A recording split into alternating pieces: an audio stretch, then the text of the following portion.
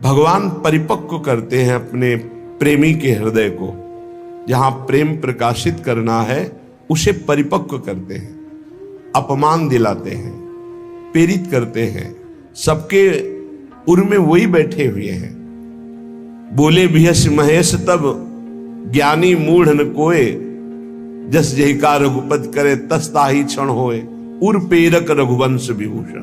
भगवान प्रेरित करते, इसकी निंदा करो, इसकी अवहेलना करो, इसका अपमान करो, फिर देखते हैं अब हृदय में कैसा लगा। बोले ठीक है आगे बढ़ो। फिर दूसरी वार, जैसे एक कांच है, छोटा सा कंकड़ मारो टूट जाएगा, पर जब उसको परिपक्व किया जाता है, ठंडा गरम ठंडा गरम, तो बुलेट प्रूफ हो जाता है, गोली मारो तो नहीं टूटेगा। ऐसे ही भगवान अपने भक्त के हृदय को बुलेट प्रूफ कर देते हैं। वाणी की गोली, अपमान, नाना प्रकार के तिरस्कार, नाना प्रकार के द्वंद्व, सुख दुख, लाभ हानि, मान अपमान, निंदा स्तुति, जन्म मृत्यु, इन सब का प्रभाव नहीं पड़ता उसके हृदय में। जो प्रेमी हृदय होता है, तैयार रहो, आपके हृदय को भगवान ऐसा बनाएंगे किसी भी तरह का कोई द्वंद्व आपको परास्त न कर पावे। प्रेमी जनों का रंग उसी के हृदय में चढ़ता है। कृपा प्रकरण है एक सेवक वाणी में, उसमें दो भाव रखे गए, एक अकृपा और एक कृपा। कृपा प्रकरण में देखिए, जब तीसरी भूमिका आती है कृपा पात्र की, पहली भूमिका है मुख बरनत हरिवंश, चित्तनाम हरिवंश रति, मन सुमिरन हरिवंश, यह जो कृपा हरिवंश की। मुख से प्रियालाल के जस का गान, नाम कीर्तन, नाम जपना, और चित्त से आचार्य और आराध्य देव के चरणों में अखंड रति हो जाना, और मन से बार बार उनकी सेवा, उनका सुमिरन, ये सेवा के लिए ही संकल्प उठना, ये पहली कृपा है। ये आचार्य गुरुदेव की, इष्ट देव की पहली कृपा है। मुख बरनत हरिवंश, चित्तनाम हरिवंश रति, मन सुमिरन हरिवंश, यह जो कृपा हरिवंश की। फिर दूसरी कृपा, दूसरी भूमिका उदय होती है। सब जीवन सो प्रीति, रीति निबाहत आपनी, श्रवण कथन परतीति, यह जो कृपा हरिवंश की। सब चराचर जीव से प्रेम का व्यवहार, क्योंकि मेरे प्रभु ही सबके अंदर बैठे हुए हैं। पर किसी से कोई स्वार्थ की आकांक्षा नहीं, कोई आकांक्षा नहीं, कोई चाह नहीं। सब जीवन सो प्रीति, पर रीति निवाहत अपनी, अपनी रीति क्या है? सब सोहित निष्कामति। कोई किसी से बदले की चाह नहीं, ना द्वेष के बदले की चाह, ना राग के बदले की चाह। वो राग द्वेष से अलग भगवत भाव से सेवा करता हुआ निष्काम। श्रवण कथन परतीति, बस अपनी वाणी जी का गायन, वाणी जी का श्रवण और विश्वास, किसी श्रवण कथन से, नाम वाणी से हमें श्यामा श्याम की प्राप्ति हो जाएगी। श्रवण कथन परतीति, परतीत माने विश्वास, यह जो कृपा हरिवंश की। अब तीसरी भूमिका, शत्रु मित्र समझानी, मानि मान अपमान सम, दुख सुख लाभ न हानि, यह जो कृपा हरिवंश की। शत्रु और मित्र में समान भाव। क्या भक्त का कोई शत्रु होता है क्या? नहीं, भक्त की तरफ से कोई शत्रुता नहीं होती। पर जो तमोगुणी आंतरिक हृदय वाले होते हैं, उनको भक्त का यश चुभता है, उनको भक्त की जो उन्नति है भागवतिक, वो उनको खाए डालती है। अब वो हर प्रकार से सोचेंगे इसका कैसे पतन करूं, इसका अपयश हो जाए, इसका नाश हो जाए, तो वो शत्रुता का भाव करे। पर आपके हृदय में फर्क नहीं पड़ना चाहिए। ये तीसरी भूमिका हमारे प्रेम रस प्राप्ति की। शत्रु मित्र समझानी, जैसे बड़ाई करने वाला, सम्मान करने वाला, ठीक वैसा ही आपको दिखाई देना चाहिए निंदा करने वाला, अपमान करने वाला। वैसे तो निंदा करने वाला ज्यादा पूज्य है। क्यों?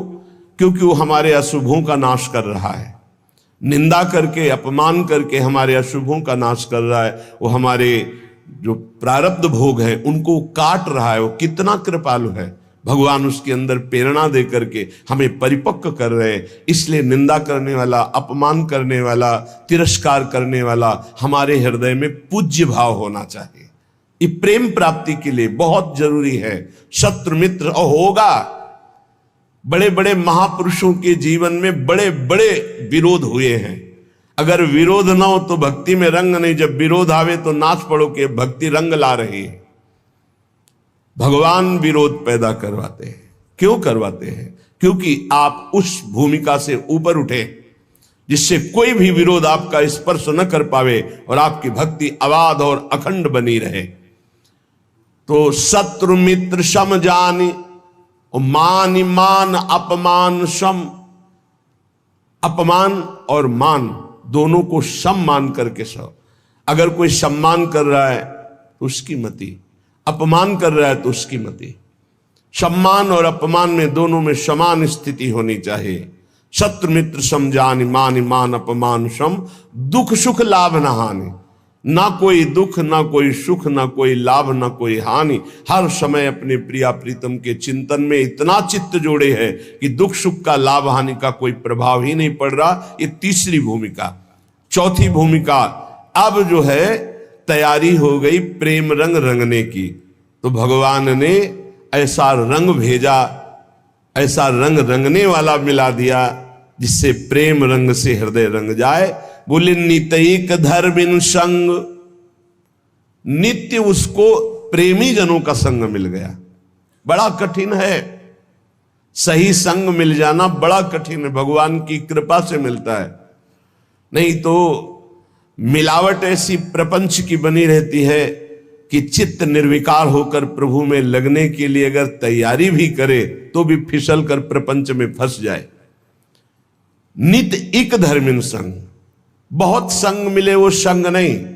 इष्ट मिले अरु मन मिले, मिले भजन रस रीति। तहां निसंग को है मिलिए, तासों कीजे प्रीति। जहां अपना इष्ट मिले, जहां भजन की रस रीति मिले, जहां अपना मन मिले, ऐसा सत्संग मिल जाए तो बहुत जल्दी प्रेम रंग की प्राप्ति होती है। नित एक धर्मिन संग। जब श्री प्रियालाल के प्रेमी जनों का संग मिला तो नित्य नवीन प्रेम का प्रादुर्भाव होने लगा। नितिक धर्मिन संग तो रंग बढ़त नित नित सरस। फिर नित नित प्रेम अभंग। ये जो कृपा हरिवंश की। जहां ये चौथी भूमिका आई तो पांचवी भूमिका में लीला दर्शन होने लगता है। निरखत नित्य विहार, पुलकित तन रोमावली, आनंद नैन सुधार। यह जो कृपा हरिवंश की। नेत्र खुले हैं बंद। वो प्रिया प्रीतम की रूप माधुरी, लीला माधुरी में डूबा हुआ, आनंद सुप्रवाह करता हुआ एक एक क्षण महाप्रेम में व्यतीत हो रहा है। छिन छिन रुदन करंत, छिन गावत आनंद भरी, छिन छिन हर हसंत। यह जो कृपा हरिवंश की। ये छठवीं भूमिका आई। क्षण क्षण में उसका रोना हो रहा है। क्षण क्षण में वो प्रियालाल के संग विहरण कर रहा है। क्षण क्षण में उनकी लीलाओं का गायन करके डूब रहा है। छिन छिन बिहरत संग, छिन छिन निरखत प्रेम भरी, छिन जस कहता भंग। ये जो कृपा हरिवंश की। सातवीं भूमिका में हर समय प्रिया प्रीतम के साथ रहता है, हर समय। और आठवीं भूमिका जब जागृत होती है तब जो बड़े बड़े ईश्वर कोटि के महापुरुषों के लिए दर्शन पाना दुर्लभ है, उस केली का दर्शन करता है। त्रपित न मानत नैन, कुंजरंध्र अवलोकितन। ये सुख कहत बने न, ये जो कृपा हरिवंश की। निरंतर कुंजरंध्रों में लगकर प्रियालाल की अद्भुत केली का वो उपासक अवलोकन करता है, जिसके हृदय में प्रेम जागृत हो जाता है। ये 7 भूमिकाएं बहुत सुंदर प्रेम की श्री सेवक जी महाराज ने वर्णन की। तो जो उपासक सहनशील होता है वही इस मार्ग में चलता है।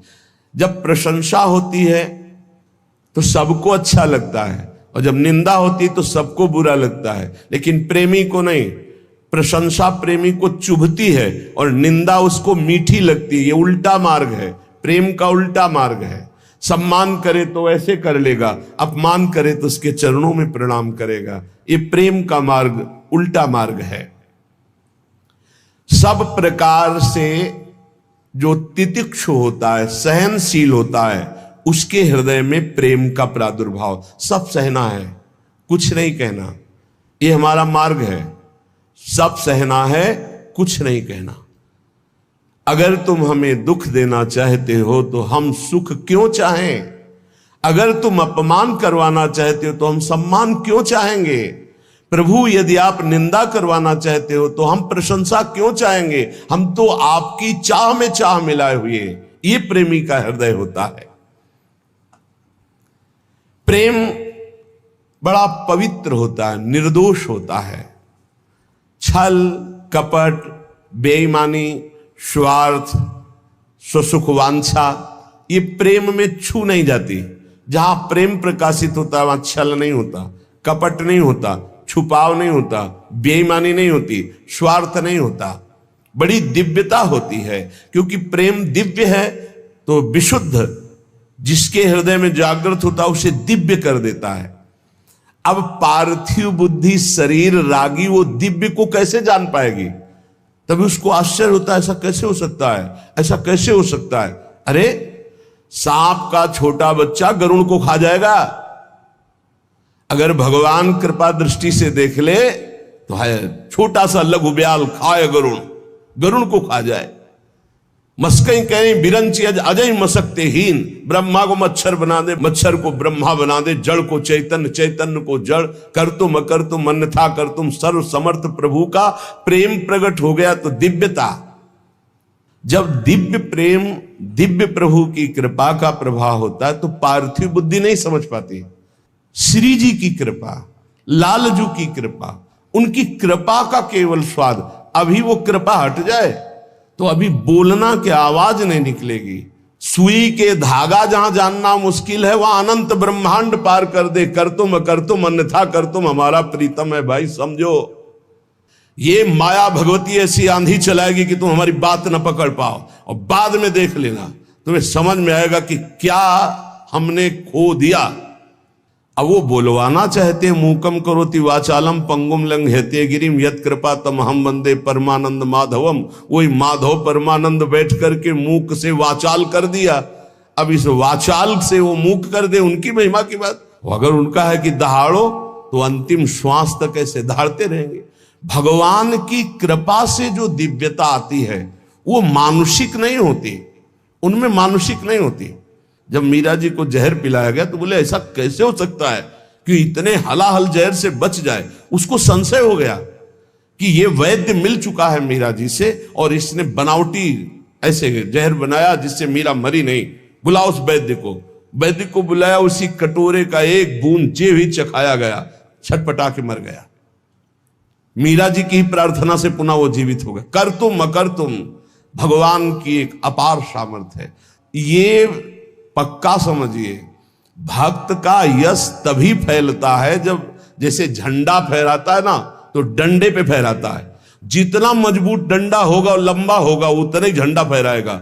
ये विरोध भाव, ये निंदा, ये तिरस्कार, ये वो डंडा है जिस पे भक्त का झंडा फहराता है। अरे जमाने जोर लगा ले, कितना जोर लगाएगा, भक्त और भगवान का झंडा कभी न झुकने पाएगा। जब भगवान प्रताप प्रकट करते हैं, कौन दो सिर वाला ऐसा पैदा है जो उसका बाल बांका भी कर सके। इसलिए प्रेम मार्ग में चलने पर ना तो भय होनी चाहिए और ना भोग दैन्यता। प्रेम पवित्र होता है, इसमें छल नहीं, कपट नहीं, बेईमानी नहीं, स्वार्थ नहीं।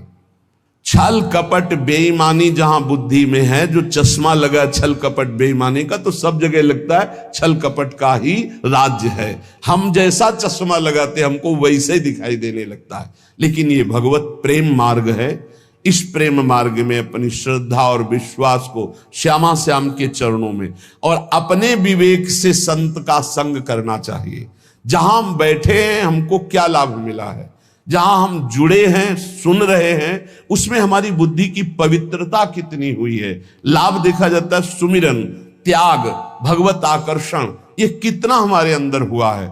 ये हमें देखना है कि हमें जो सत्संग मिल रहा है उससे हमारे भगवत मार्ग कितना पुष्ट हो रहा है, तभी हमारा दृढ़ विश्वास होगा। और जो पुष्ट हो रहा है वो हमारे ऊपर कृपा है श्री जी की, गुरु जी की, आचार्य की, तभी हमारा उत्साह बन पाता है। तो बचना चाहिए अपनी श्रवणेन्द्री के प्रपंच जनित वचन सुनने से, नेत्रेंद्री से दोष दर्शन से, तो हमारा जो हृदय है वो छल कपट बेईमानी आदि दोषों से रहित हो जाए। सच्चे प्रेमी में पाप आचरण नहीं रह जाते। जो सत्य मार्ग के पथिक हैं उनमें पाप आचरण नहीं होते। पाप होते हैं कामना के कारण, और कामना होती है देहाभिमान के कारण, और देहाभिमान होता है अज्ञान के कारण। सबका मूल अज्ञान और अविद्या है। जब प्रेम का प्रकाश होता है तो अज्ञान ही नहीं रह जाता, इसलिए ना वासना रह जाती ना कोई कामना रह जाती है। भगवत प्रेम ये अंतिम चरम पुरुषार्थ है जो मोक्ष के आगे की भी बात है। भगवत प्रेम अत्यंत दुर्लभ है पर इसकी प्राप्ति कृपा से सहज में हो जाती है। अत्यंत दुर्लभ है पर कृपा से सहज में हो जाती है। यदि कोई अनन्य उत्कंठा रख करके भगवान के जो वचन शास्त्रों में, संत के वचन उनके आश्रित हो जाए, निर्भर हो जाए, तो ये प्रेम प्रकट हो जाए। हम चाहते हैं कि हमें प्रेम मिल जाए पर हम विषय भोग नहीं छोड़ेंगे, हम नाना प्रकार की पापाचरण नहीं छोड़ेंगे।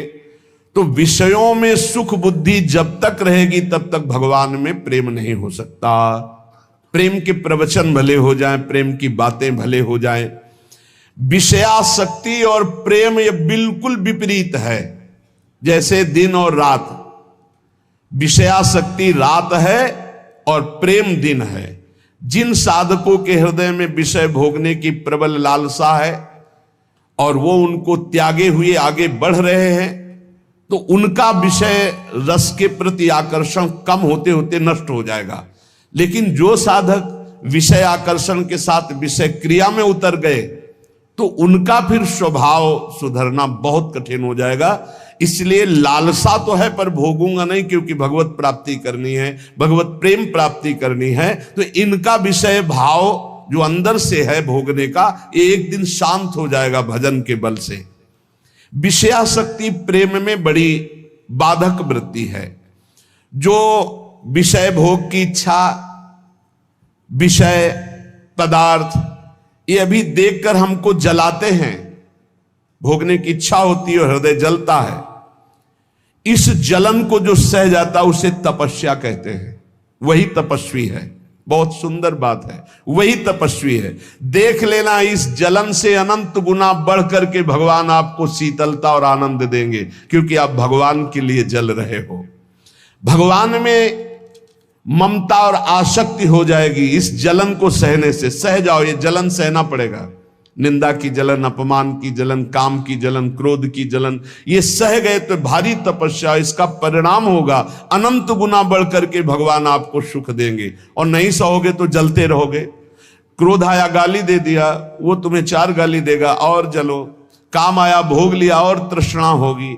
ऐसे ही जितना तुम विकारात्मक आत्मक क्रियाओं की तरफ जाओगे उतने ही भ्रष्ट होते चले जाओगे। सह गए उतने ऊंचे उठते चले जाओगे। प्रेमी को ऐसा अनुभव होने लगता है कि मेरा शरीर प्रभु को समर्पित है, ये प्रभु की वस्तु है, मैं इसे भोग नहीं सकता, ये प्रभु की धरोहर है। मेरा मन प्रभु को समर्पित है, अब जाए जहां जाए प्रभु संभाले। पुत्र, धन, प्रतिष्ठा, घर, परिवार, रुपया, पैसा, सब कुछ प्रभु की प्रदत्त वस्तु है। इसमें मेरा अहंकार क्या, इसमें मेरी ममता क्या। ऐसे भक्त के हृदय में प्रेम का प्रकाश होता है। जिसके हृदय में प्रेम स्फुरित होता है उसके हृदय की स्थिति सर्वदा आनंद ही आनंद, आनंद ही आनंद, हर समय आनंद। जहां हमारा स्व प्रभु से मिला, सोई आनंद की उत्पत्ति हो गई। अभी स्वाभिमान देह में है, स्वाभिमान प्रियालाल के चरणों में गया, आनंद ही आनंद है। उसी के लिए रोज सत्संग, रोज साधना हो रही। किसी समय प्रियालाल हमारे अहंकार को मिटा दे, स्वीकार कर ले।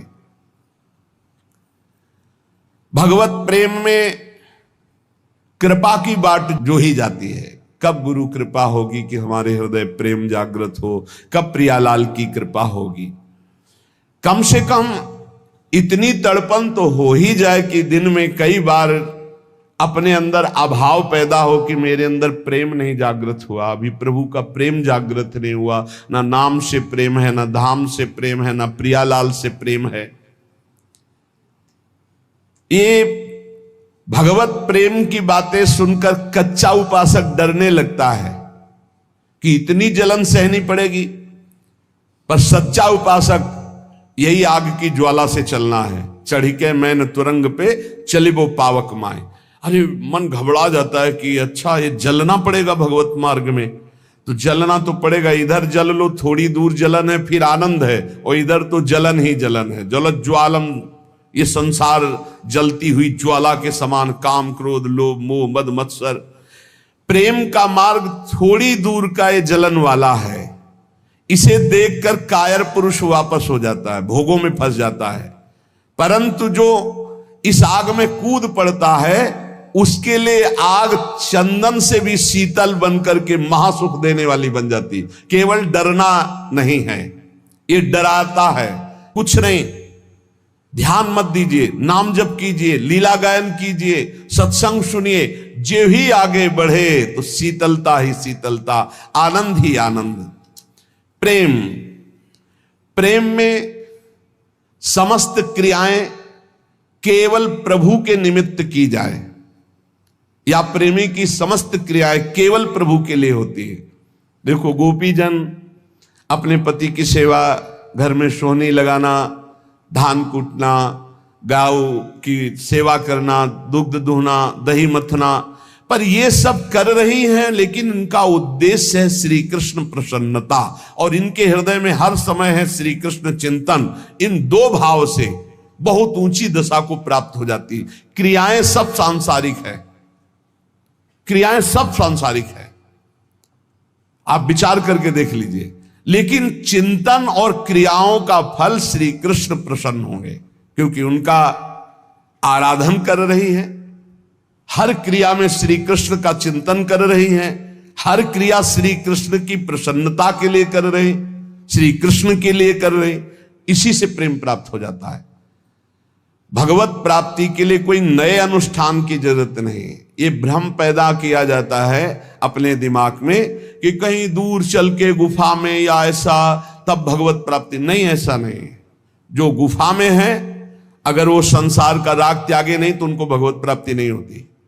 अगर घर में है और आप सारी घर की क्रियाएं भगवत अर्पण कर दे और नाम जप कर रहे हैं और प्रभु से अपना संबंध स्वीकार कर लिए हैं, जो हमारा संबंध जन्म जन्मांतरों से है। पहला संबंध तो है ही कि हम भगवान के अंश हैं। दूसरा गुरु प्रदत्त संबंध होता है, सखा या वात्सल्य या गोपी या सहचरी। अपने संबंध को जो मान रहा है, सारी क्रियाएं प्रभु के लिए कर रहा है, हर समय नाम स्मरण कर रहा है, बिल्कुल भगवत प्रेम प्राप्त हो जाएगा, निश्चित भगवत प्राप्ति हो जाएगी। कहने की प्रेम में एक बड़ी दिव्यता है। प्रेम में श्रृंगार है पर राग नहीं है, श्रृंगार है पर राग नहीं है। प्रेम में भोग है पर शरीर संयोग नहीं है। बहुत ऊंची बात है। प्रेम में भोग है पर शरीर संयोग नहीं है। प्रेम में श्रृंगार है पर राग नहीं है। प्रेम में आसक्ति है पर अज्ञान नहीं है। प्रेम में वियोग है पर बिछोह नहीं है। प्रेम में क्रंदन है, रोना, पर दुख नहीं है। प्रेम में विरह है पर वेदना नहीं है। प्रेम में सेवा है पर अभिमान नहीं है। प्रेमी को मान भी होता है, मान है पर धैर्य नहीं है। बहुत ऊंची स्थिति। प्रेम में त्याग है पर संन्यास नहीं है। प्रेम में प्रलाप है पर बेहोशी नहीं है, प्रेम में ममता है पर अज्ञान जनित मोह नहीं है, प्रेम में अनुराग है पर कामना नहीं है, तृप्ति है पर अनिच्छा नहीं, प्रबल इच्छा है। कैसा स्थिति? तृप्ति है और इच्छा है। प्रेम में सुख है पर चाह नहीं, प्रेम में देह है पर देहाभिमान नहीं, प्रेम में जगत है पर माया नहीं, प्रेम में ज्ञान है पर मैं ब्रह्म हूं ऐसा ज्ञान नहीं, प्रेम निर्गुण है पर मोक्ष नहीं, प्रेम में लय है पर स्मरण नहीं। लय किस कोटि का? मैं भगवत चिंतन में लय, ये स्मृति भी गई। इस उच्च कोटि की अवस्था को प्रेमी प्राप्त होता है। ऐसे प्रेम की प्राप्ति के लिए कुछ साधन बताए जाएंगे। कह रहे हैं कि इसमें सबसे पहली बात है कि जो भगवान की कृपा से आपको महापुरुषों का संग मिला, अभी गुरु नहीं बनाया, महापुरुषों का संग मिला, सत्संग सुना,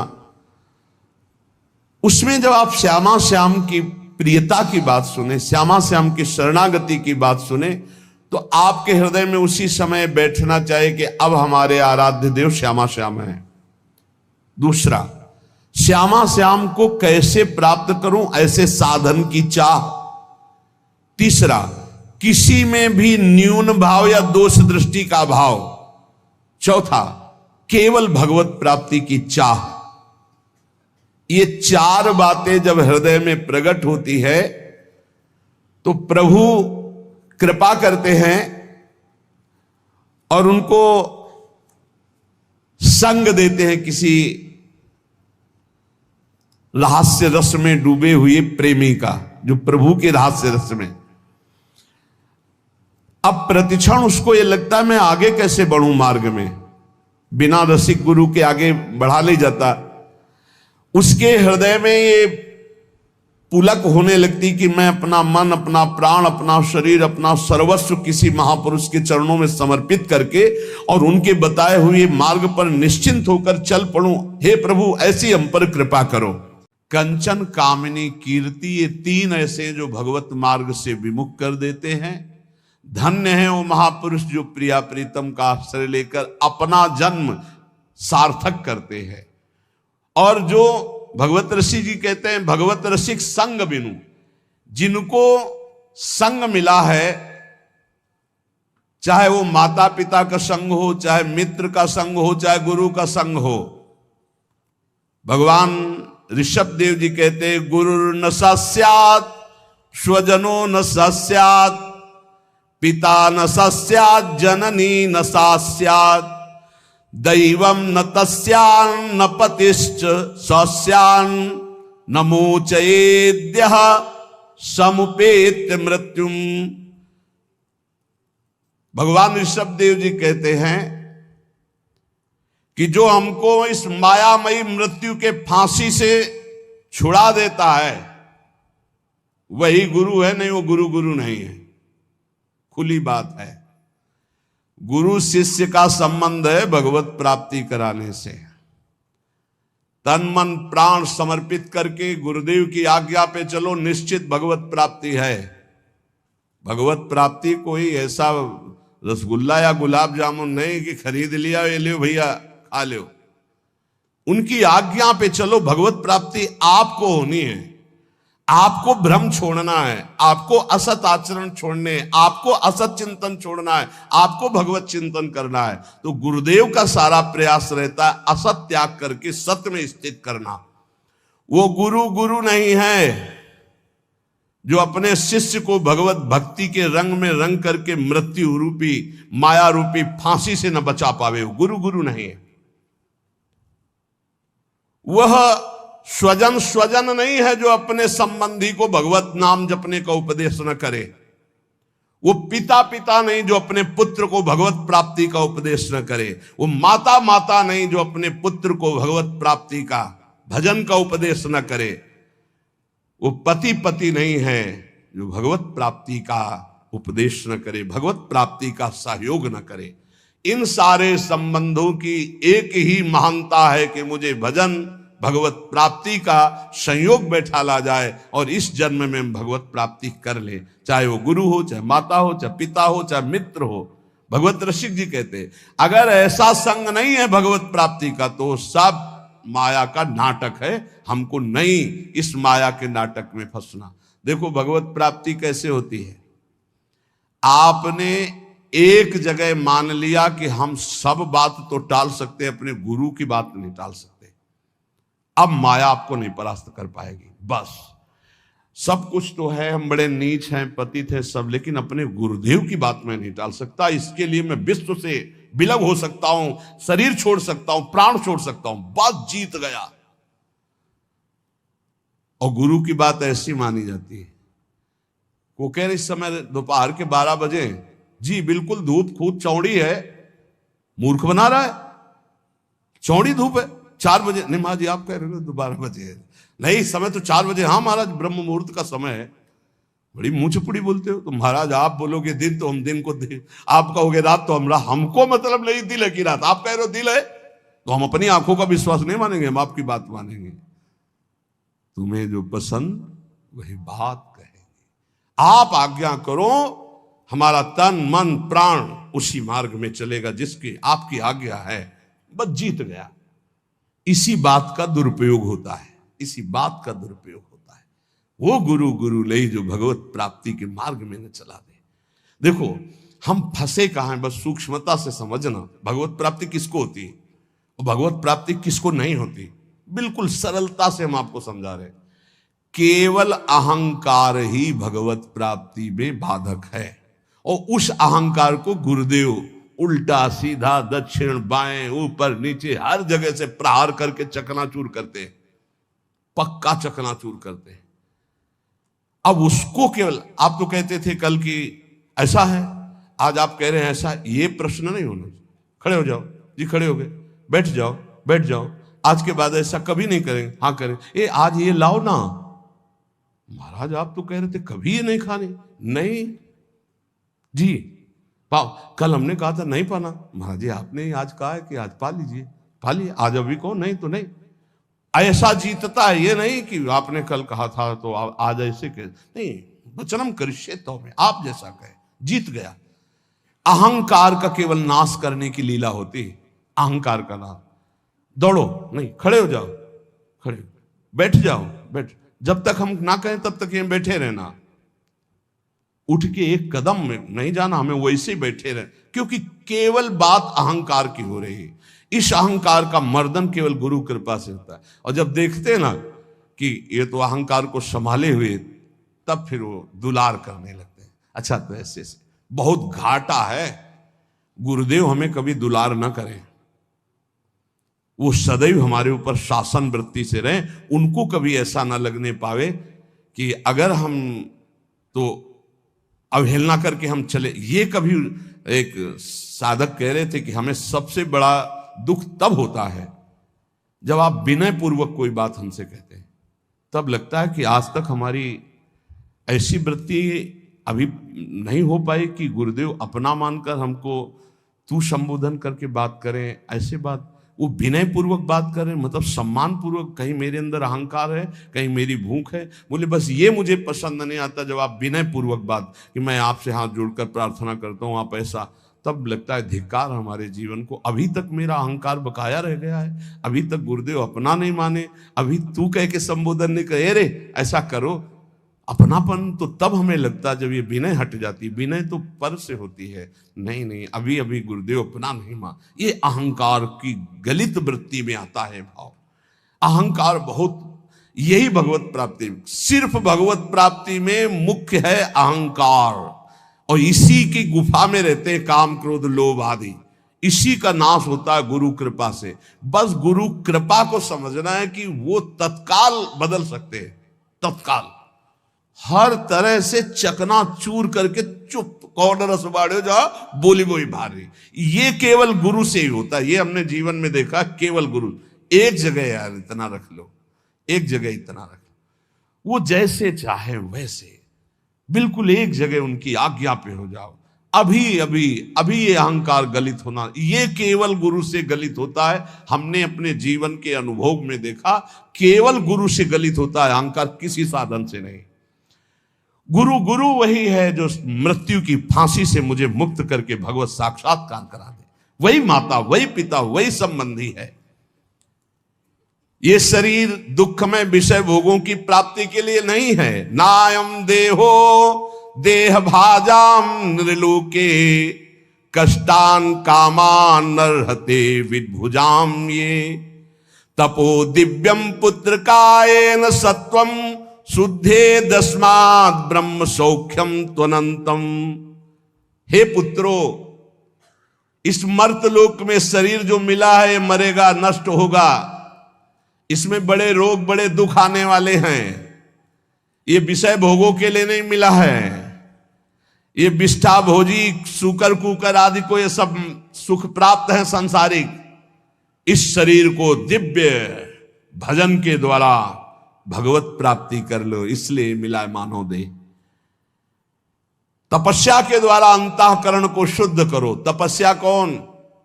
जो हमारे अंदर काम क्रोध लोभ आ रहे हैं उनको जो हम चुपचाप सह रहे हैं, ये तपस्या है। इस शरीर को तपो दिव्यम पुत्र कायेन सत्वम शुद्धे दस्मात् ब्रह्म सौख्यम त्वनंतम। तपस्या के द्वारा अंतःकरण पवित्र करके भगवत प्राप्ति करो। तपस्या कौन? जो हम 2 बजे से जग रहे हैं, सब आराम से खा पी के सो रहे हैं, आप जग रहे हैं। अब आपका 10 बजे तक दिनचर्या चल रही है, कुछ थोड़ा सा जलपान, फिर भजन साधन, अपना रात दिन लगे हुए, काम क्रोध आदि शत्रु आ रहे हैं, उनकी जलन सह रहे, ये तपस्या है। ये क्या करेगा? अंतःकरण को पवित्र कर देगा। इस शरीर से अनंत भगवदानंद की प्राप्ति होती है, अनंत भगवदानंद की। शास्त्रों ने बताया है, महत्सेवाम द्वारमाहुर विमुक्ते स्तमो द्वारम योषिताम संग संगम। यदि संत महापुरुषों का संग मिल जाए तो मोक्ष का खुला हुआ द्वार है।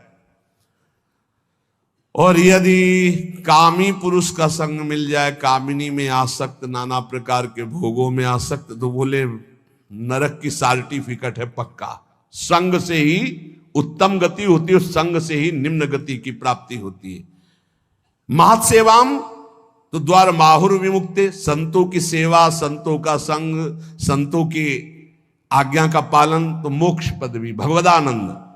और विषयी पुरुषों का संग, विषय सेवन, तो कह रहे तमो द्वारम योषिताम संग संगम। ऐसे कामी नीच पुरुषों का संग नरक प्रदान करता है।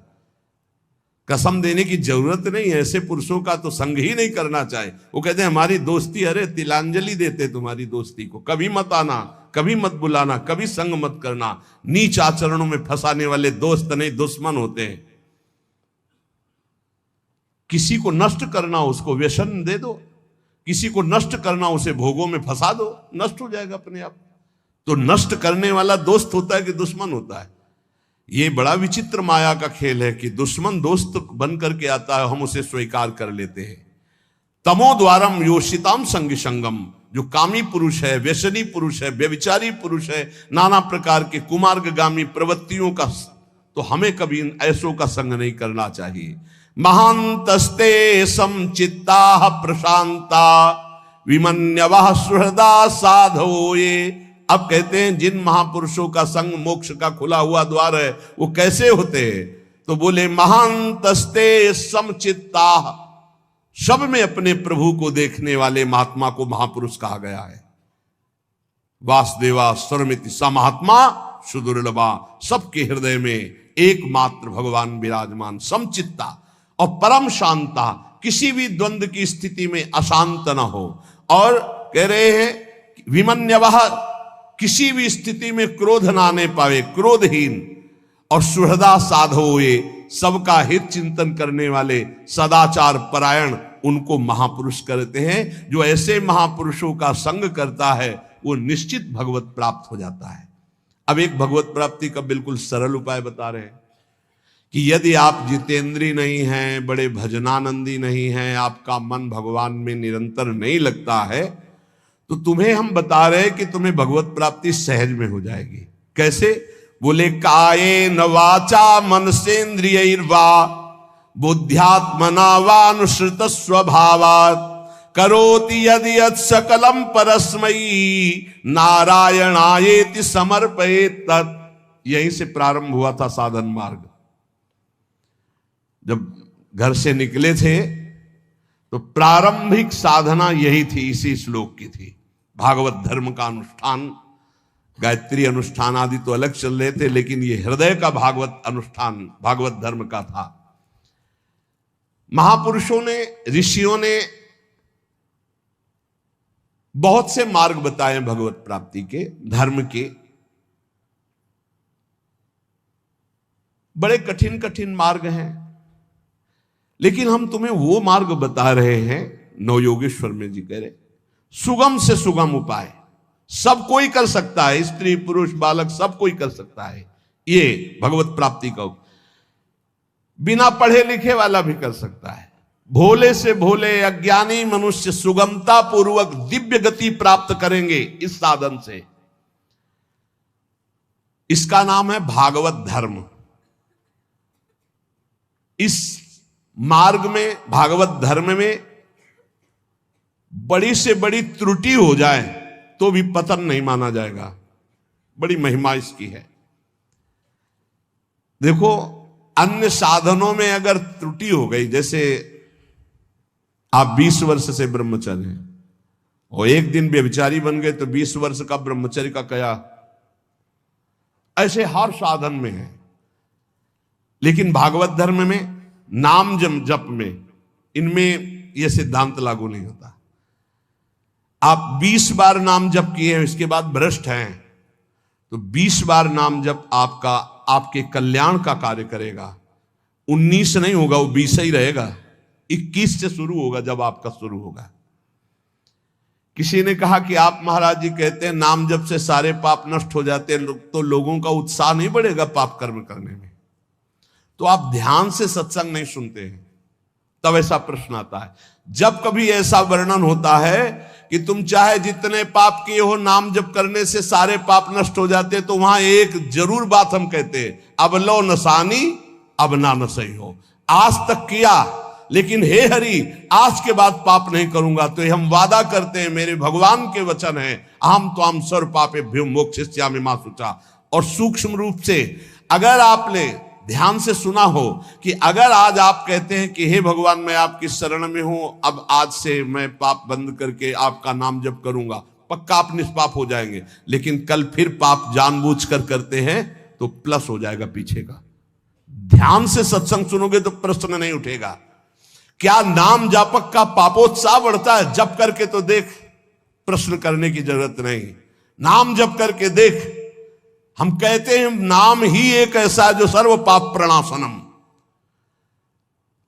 और देखो, ये तो हम कह रहे हैं, लेकिन इतने में से जितने बैठे हो हमें बताना कि एकदम ब्रेक मार के हमें दिखा दो कोई कि आज से भीष्म प्रतिज्ञा है और निर्वाह करके दिखा दो। ये तो कृपालु भगवान है, कह रहे हो, हम भी कह रहे हैं कि आज से हम पाप नहीं करेंगे। लेकिन हो सकता है कि ब्रेक मारते मारते गाड़ी बीता दो बीता आगे खिसल जाए, वो ब्रेक मानी जाएगी, ब्रेक ही मानी जाएगी कि देख लो पहिया नहीं चला है, पर ब्रेक मारी खिसक गया एक बीता, उतने में घटना घट गई। तो जनयो गुण प्रभु मान नकाऊ, दीन बंधु अति मृदुल स्वभाव। अब मन रहा है विषयी पापात्मा, ब्रेक मारते मारते कोई गलती बन गई तो राहत न प्रभु चित चूक किए की, करत सुरत सय बार हिए। ये उसकी बात कह रहे जिसने ब्रेक मारी पर चूक हो गई, ये उसकी नहीं कह रहे जो सुन के चूक करेगा। उसके लिए फिर नाम के बल से अपराध करने वाले को नामापराध लागू हो जाता है उस पर। कानून कानून है। अब ये जो भागवत धर्म का बोले, इसमें किसी भी निमित्त से प्रमाद हो जाए तो वो कर्तव्य से च्युत नहीं होता। जैसे जीटी रोड बड़ा है, खाली है, आंख मूंद के चलो तो गिरोगे नहीं, बहुत प्लेन जीटी रोड, ऐसे ही ये बिल्कुल जो मार्ग भगवत प्राप्ति का भी बता रहे हैं, भागवत धर्म का, बोले इससे आंख बंद करके दौड़ने पर भी कोई गिरेगा नहीं, अर्थात इस मार्ग में पतन है ही नहीं, गिरने का तो कोई सवाल ही नहीं। इसको कहते हैं भागवत धर्म। तो बोले भागवत धर्म करने वाले के लिए ये नियम नहीं है कि कोई विशेष प्रकार का कर्म करे। बहुत ध्यान से सुनो, वो शरीर से, वाणी से, मन से, इंद्रियों से, बुद्धि से, अहंकार से, अनेक जन्मों अथवा इस जन्म की आदत से, स्वभाव से जो करे यत करोषि, वो सब परम पुरुष भगवान नारायण को समर्पित कर दे, बस इसी से भगवत प्राप्ति हो जाएगी। शुरू करो। कई बार चर्चा कर चुके हैं, यही साधन आगे बढ़ाता है। सिद्ध बनने की कोशिश जल्दी मत करो, यहां बल्ले जल्दी सिद्ध हो जाते हैं। अरे क्या समर्पित करना, हम तो समर्पित ही हैं। सही ढंग से समर्पित हो जाओ तो ये निकलेगा नहीं कि हम समर्पित हैं। वो प्रभु कहेंगे ये मेरा है। हमें क्या कहें, हमें तो सिर्फ इतना कहना है कि हमारे आप हो, बस। समर्पित है कि नहीं वो तो तुम जानो, हम क्या जाने। क्योंकि समर्पण का तो आपको स्वीकृति करनी हो, आप जानो कितना है, हम क्यों कहें। हमारा हर मिनट, हर सेकंड, हर चेष्टा आपके चरणों में समर्पित होगी। अब यहां देखिए, प्रातः से उठो और एक एक घंटा का समर्पण शुरू करो। अभी बहुत जल्दी साधना के सोपान की ऊंचाई पर आ जाओगे आप, पक्का मान लो। लेकिन वही कर पाएगा जिस पर भगवान की कृपा, जो हम कह रहे हैं। एक एक घंटा का समर्पण, वो भजन हो, नौकरी हो, किसानी हो, खान पान हो, शौच स्नान का समय, जो भी समय आपका गया, फिर से ध्यान से सुन लो, इसमें तर्क मत करना। शरीर से, वाणी से, मन से, इंद्रियों से, बुद्धि से, अहंकार से, अनेक जन्मों की आदतों से, एक जन्म, इस जन्म की आदत से, स्वभाव से, अहंकार से जो भी कर्म हो रहे हैं, वो सब परम पुरुष भगवान नारायण को समर्पित कर दो। इसे भागवत धर्म कहते हैं। इसका फल होगा भगवत प्राप्ति।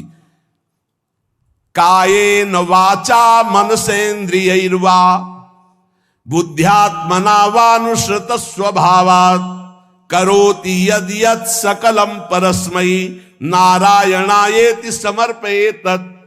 ये जब घर से भागे थे और गुरु शरण में हुए थे, तब से अनुष्ठान ये प्रारंभ उसी समय से हो गया था। क्योंकि श्रीमद् भागवत की कृपा बचपन से रही, घर में शाम के रोज भागवत की चर्चा। पर जब वैराग्य भाव में आए तो हमका इसका अनुष्ठान होना चाहिए, ये भागवत धर्म है। और बस ये शुरू कर दिया था, एक एक घंटे का शुरू किया था। जैसे सुबह 7 से 8 बजे तक नाम जप करते हुए शौच स्नान साफ का 8 बजे, हे करुणा निधान भगवान, 7 बजे से 8 बजे के समय में जो भी कर्म बनाओ आपके चरणों में समर्पित। ठीक, अब 8 बजे से 9 बजे तक जो, फिर धीरे धीरे, ये हम आपको बिल्कुल अक्षरशः वैसे बता रहे जैसे किया, धीरे धीरे शयन तक। जब शयन से सुबह उठे तो रात्रि में सोने का जितना समय था, 6 घंटे, 5 घंटे, 4 घंटे, हे प्रभु आपके चरणों में ये भी समर्पित। अब इसका फल ये हुआ कि कुछ समय बाद हमारे अंदर जलन शुरू हुई और जांच होनी शुरू हुई कि हमारे कर्मों में त्रुटि कौन सी है। उन त्रुटियों का समाधान शुरू हुआ। प्रभु से प्रार्थना, हे प्रभु देखो ये गंदी बात थोड़ी आपको समर्पित होती, देखो मेरे मन में गंदी बात चल रही, मेरे मन में ऐसी बात आ रही। कृपा हुई, जांच शुरू हुई, गंदगी निकालने की प्रार्थना हुई। धीरे धीरे धीरे फिर जब मन, तन, प्राण, अहम ये जब समर्पित हो गए तो फिर बंद हो गया। जब घर का जाया हुआ चेहरा हो जाता है ना, उसको फिर वो पेमेंट नहीं है, वो समर्पित है, फिर वो ये सब बंद हो जाता है। इतने से इतने राधा वल्लभ अर्पणम मस्तु, अब कुछ रह ही ले गया तो क्या अर्पणम मस्तु। अब तो राधा वल्लभ जी खुद अर्पणम मस्तु हो गए हैं, तो अब क्या अर्पणम मस्तु, राधा वल्लभ जी अर्पणम मस्तु। अब यही राधा वल्लभ जी का ही राज्य है, तो अब अर्पण क्या करना हो, तो बैठे हुए सिंहासन पर। ये सिद्ध, वही हम पहले कही कि सिद्ध ही मत झाड़ो। अगर आपकी स्थिति भगवदाकार नहीं है तो आपको ये साधन बहुत बढ़िया है, बहुत बढ़िया। चतुरासी जी का पाठ किया, राधा वल्लभ जी कर, सेवा की, राधा वल्लभ जी कर, रसोई अमन या राधा वल्लभ। किसानी की 5 घंटे, भूल गए आप 1 घंटे में, एक घंटे में कहां देखें, तो 5-6 घंटे में एक बार पूरा थोक में जमा कर दो। 8 घंटे ड्यूटी की, हे प्रभु 7 बजे से गए थे, देखो 8 घंटा ड्यूटी। ये 8 घंटे के समय में जो भी क्रियाएं चेष्टाएं हुई, नाथ आपको समर्पित है। आप इस समर्पण वृत्ति से प्रसन्न हो जाइए और अपनी शुद्ध भक्ति प्रदान कीजिए। कह रहे ये समर्पण लोगों की मान्यता और धारणाओं से आपको उठाता चला जाएगा, और बताना किसी को नहीं, सुन लो और आज से धारण कर लो, बिल्कुल फ्री है। कोई एक विशेष भागवतिक कार्य समर्पित करना ऐसा नहीं, स्पष्ट लिखा है। भागवत धर्म का पालन करने वाले के लिए यह नियम नहीं है कि वो एक विशेष प्रकार का ही कोई कर्म करे और वो भगवान को समर्पित करे। वह शरीर से, वाणी से, मन से, इंद्रियों से, बुद्धि से, अहंकार से, अनेक जन्मों अथवा एक जन्म के स्वभाव और आदत से जो जो करे वो परम पुरुष प्रभु श्री हरि को समर्पित कर दे। इससे क्या होगा? आप समर्पण करते रहिए, आपकी स्थिति लोगों की मान्यता और धारणाओं से ऊपर हो जाएगी। कह रहे वो दंभ से नहीं, नाटक नहीं, वो स्वयं उसके अंदर ऐसे भाव जागृत हो जाएंगे। एवं व्रतः स्वप्रिय नाम कीर्त्या जाता अनुरागो द्रुत चित्त उच्चई हसत्यथो रोदति रोति गायत्युन्मादवन नृत्यति लोक बाह्या। ये समर्पण रंग लाएगा।